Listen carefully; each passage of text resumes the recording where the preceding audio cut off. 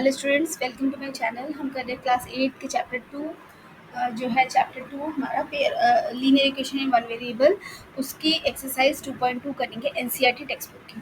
तो चलिए शुरू करते हैं। मैं क्वेश्चन है solve the following linear equations, यानी हमें एक्स के लिए एक्स की वैल्यू फाइंड आउट करनी है। तो चलिए शुरू करते हैं। सबसे पहले जो लिखा हुआ मैं वो क्वेश्चन लिख लेती हूँ। X plus seven equals x plus seven minus 8x/3 equals to 17/6 minus 5x/2। तो यहाँ पर हम क्या करेंगे, सबसे पहले मैं यहाँ पर इसकी ग्रुपिंग कर देती हूँ। एक्स 8x/3, ठीक है, इनकी ग्रुपिंग कर रही हूँ।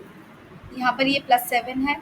This is equals to 17/6 minus 5x/2।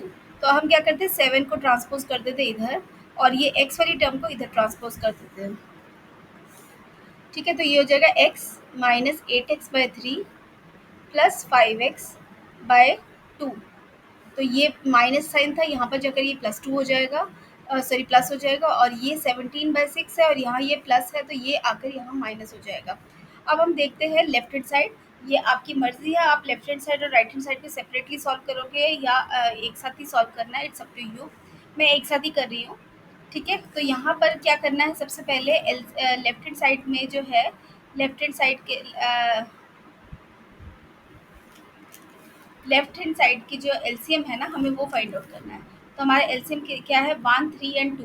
तो एलसीएम ऑफ 1, 3 एंड 2 क्या हो जाएगा, ये है आपका 6।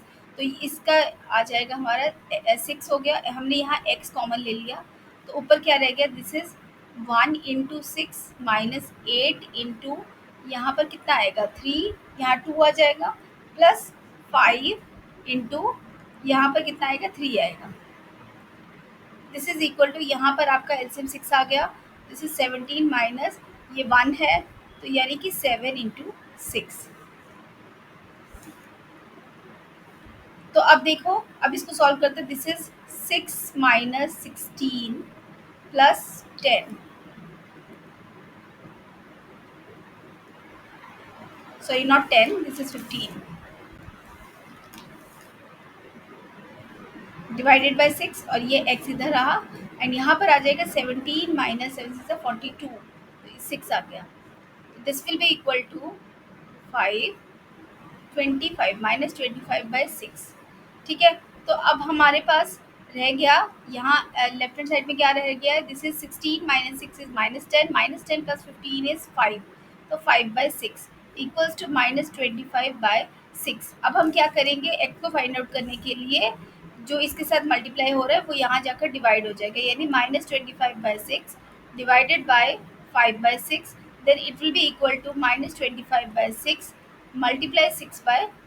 तो 6 cancel, this 5 will cancel out with this 5, then x equals to आपका आ रहा है -5। तो x की वैल्यू तो -5 आ गई। तो अब हम चेक कर लेते हैं कि क्या ये हमारा जो आंसर है वो सही है कि नहीं। तो उसके लिए हम क्या करेंगे, पहले लेफ्ट हैंड साइड और राइट हैंड साइड को चेक करेंगे। तो पहले मैं करती हूँ लेफ्ट हैंड साइड कर लेती हूँ। लेफ्ट हैंड साइड में हमें क्या दिया हुआ है, this is x plus 7 minus 8x/3, x plus 7 minus 8x/3। अब यहाँ कुछ नहीं करना, हमें सिर्फ x की वैल्यू पुट करनी है। तो this is -5 plus 7 minus 8 into -5 divided by 3। तो it will be equal to, this -5 plus 7 is +2, minus minus minus plus 840/3। तो यहाँ पर इसका एलसीएम देख लेते हैं, ये आ गया 3 and this 2 is multiplied with 3 plus 40, तो ये आ जाएगा आपका 46/3। तो लेफ्ट हैंड साइड आ गया आपका 46/3। अब हम RHS चेक कर लेते हैं, क्या यही सेम आंसर आ रहा है।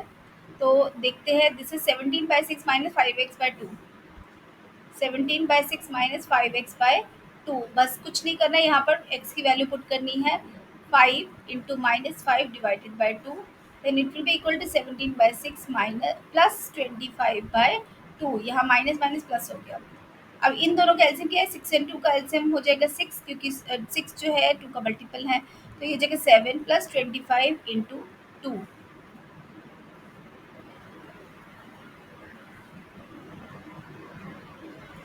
तो ये आ जाएगा आपका 17 प्लस 50/6, ये आ जाएगा 67/6।